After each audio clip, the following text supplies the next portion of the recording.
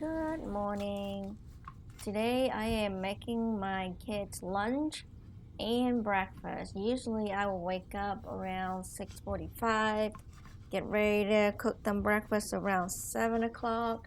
All this is being done in about 20 to 25 minutes. This morning I'm just toasting uh, a little bit of bread, slightly toasted with a little bit of butter. This is the Irish butter, and cracker, an egg in there.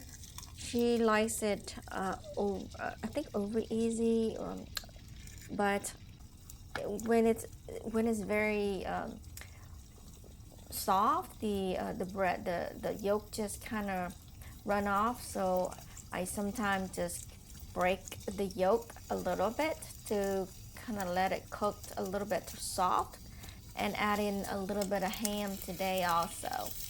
I put very little oil in there or a little butter, so it's a little bit sticky, but once the egg is cooked and crispy up, it won't be too oily and sticky.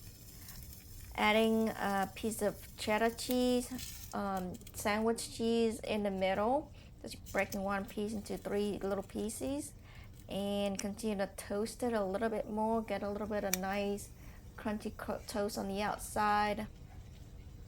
Slightly press it down, and goes the other side. Done. So breakfast is done. It's probably about 10 minutes, and it's ready. Today we're doing fried rice from last night. I actually did the fried rice last night. So today I just kind of heat that up. I had some ham in there and eggs. So all I gotta do is just heat it up for 1.5 minutes and in the container. I love this container. It's very easy to wash and storage. The food is still warm when they eat it at school, and they love it. Go with their lunch today. I'm doing an apple. I just peel them up and run over a little bit of salt to prevent them from turning black when they're in the air. So just kind of slightly toast slightly rinse a little bit over salt right there,